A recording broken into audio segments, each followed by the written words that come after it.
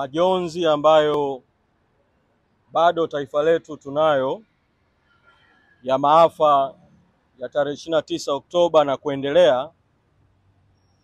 Leo imepatikana habari njema kidogo ya kutupiliwa mbali kwa hayo maombi ya sisi viongozi wa Chadema kufungwa kwa kile kilichokuwa kinadaiwa kwamba kukiuka amri ya mahakama. Lakini ushindi wa leo ni hatua ya mwanzo. Kesi hii toka tarehe 10 mwezi Juni mwaka 2025 imezuia shughuli zote za Chadema nchi nzima kwa tafsiri potofu ambayo ilitolewa baadaye, ziada ya zuio ambalo lilikuwa ni kwa katibu mkuu na bodi ya wadhamini peke yake. Kwa nitumie fursa hii vile vile kusisitiza mwito wetu, kwa kuwa kesi hii ilifunguliwa na mamluki watatu, wakati huo ikiwa inafunguliwa ni kwa malengo ya kukwamisha mapambano ambayo Chadema ilikuwa inaongoza Watanzania ya no reforms no election, kwamba bila mabadiliko hakuna uchaguzi. Ni vyema sasa waliowatuma mamluki hao watatu wakatumia mchakato huo uliotumika kuingiza hii kesi mahakamani kuhakikisha kwamba maombi yale ya msingi yanaondolewa mahakamani ili chama cha Chadema kipate haki zake na kipate uhuru wake, ikiwemo uhuru wa vikao vya chama vya kikatiba, ikiwemo kamati kuu ya chama kukaa kwa uhuru na uwazi, kutathmini madhila, madhara na maafa makubwa ambayo yameikumba taifa letu tarehe 29 mwezi Oktoba na siku zilizofuatia baada ya tarehe 29 mwezi Oktoba. Nazungumza na nyinyi leo tarehe 28, ikiwa kesho tarehe 29 ni kumbukumbu ya siku 31, mwezi mmoja kamili toka maafa haya kutokea. Na kwa kweli maafa haya yametokea si kwa kile kinachoelezwa na serikali haramu na dhalimu kwamba ni matokeo ya kinachoitwa vita ya kiuchumi au hujuma ya kiuchumi kama ambavyo imedaiwa. Ukweli ni kwamba maafa haya ni matokeo ya kiburi cha watawala dhalimu toka mwaka 2019 kupora uchaguzi, 2020 kupora uchaguzi, 2024 kupora uchaguzi, 2025 kupora uchaguzi, kwa kiwango ambacho Tanzania sasa haina chaguzi tena za haki. Lakini si tu kupora uchaguzi na kuwaondolea wananchi ridhaa ya kupata viongozi wanaowataka, bali pia kutenda matendo mengine haramu ya utekaji, utesaji na tuhuma kubwa ya mauaji yaliyofanyika tarehe 29 mwezi Oktoba na siku zilizofuatia. Sasa serikali imetoa kauli ya wameendelea kukwepa, serikali dhalimu na serikali haramu imeendelea kukwepa kutoa takwimu juu ya kiwango cha mauaji ambayo kilifanyika tarehe 29 na siku zilizofuata.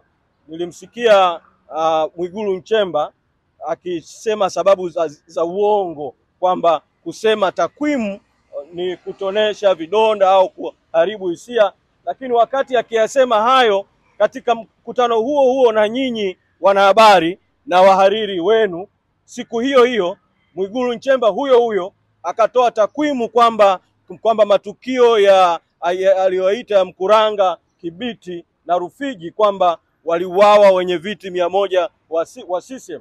Sasa serikali hii haramu na dhalimu kama inaweza kutoa takwimu, kimsingi wananchi natoa mwito tu mpuuze hiyo kauli ya kwamba eti kutoa takwimu si jambo sahihi, na bado umma wote wa Watanzania tuendelee kuungana kutaka sio tu kutoka kwa takwimu, miili ya watu ambao hawajapata bado siku 30 toka matukio yatokee, hawajapata heshima ya kuzikwa kwa heshima na ndugu zao kuweza kuwasitiri kwa heshima, miili hiyo ikapatikana. Serikali dhalimu na haramu, umma uendelee kutaka vile vile kwamba watu wote waliotekwa, watu wote waliopotezwa kuweza kupatikana, walio hai wapatikane wakiwa hai, waliouawa basi miili yao iweze kupatikana ili ndugu zao waweze kuwapa heshima inayostahili. Tunashukuru na tunapongeza kwa kweli azimio la Bunge la Ulaya lililotoka siku ya jana juu ya Tanzania, ikiwemo kuungana na vyombo vya uchunguzi vya Afrika vya SADC, vya Umoja wa Afrika, vilivyosema kwamba tarehe 29 hakukuwa na uchaguzi halali Tanzania, hakukuwa na uchaguzi unaoweza kuitwa kimataifa kwamba kulikuwa na uchaguzi, linalodhihirisha msimamo wetu tuliosema kwamba no reforms no election, kwamba bila mabadiliko hakuna uchaguzi. Na kwa kweli tarehe 29 mwezi Oktoba hakukuwa na uchaguzi, na tunapongeza msimamo wa kutaka kwamba uchaguzi uweze kufanyika upya Tanzania. Lakini tunatoa mwito tena kwa jamii ya kimataifa, dunia na vyombo vya kimataifa vya ndani ya kikanda vya Afrika na hata Umoja wa Mataifa na vyombo vingine, wasikubaliane kabisa, wasikubaliane na kauli iliyotolewa na serikali haramu na dhalimu kwamba imeundwa tume inayoitwa ya kuchunguza, na kwamba wamesema mwezi mmoja wa uchunguzi, na kwamba vyombo vya kimataifa kama vitakuja basi vije baada ya hapo na vitapewa ushirikiano na hicho chombo kinachoitwa tume huru, ambayo ni tume ya kiserikali ambayo kwa kweli imeundwa kwa lengo la kuchelewesha muda, na ndio maana wamesema kabisa watu wasubiri miezi mitatu.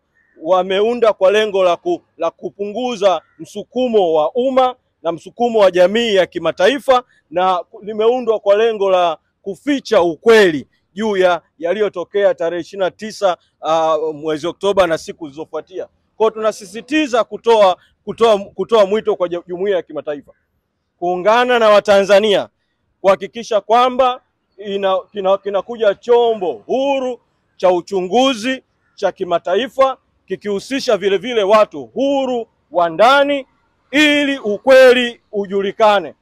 Hakutakuwa na haki kama kwanza hakutakuwa na ukweli.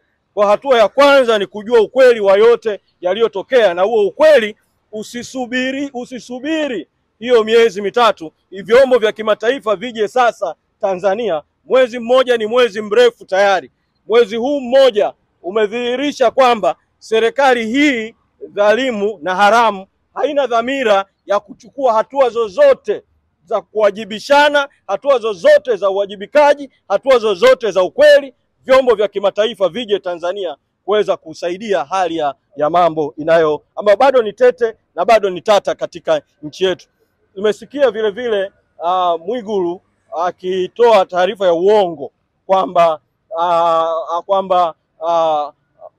hakukuwa na matatizo kuhusiana na reforms za kiuchaguzi, na amedai kwamba reformu zilifanyika kuwezesha uchaguzi wa haki, na kwamba masuala yanayohusu mabadiliko ya katiba au marekebisho ya katiba kuwezesha uchaguzi wa haki yaliletwa miezi mitatu kabla ya uchaguzi. Haya ni maelezo ya uongo kabisa kutoka kwa Mwigulu. Ni maelezo ambayo yanataka kupoza hasira za wananchi kutokana na uharibifu mkubwa uliosababishwa na kutofanyika kwa reforms za kuwezesha uchaguzi huru na haki kabla ya uchaguzi. Safari ya kutaka reforms kuwezesha uchaguzi huru na haki imekuwa ya miaka mingi, lakini katika miaka ya karibuni, mwaka 2021 tulianza safari baada ya uporaji mkubwa wa 2019 na 2020 wa kutaka reforms.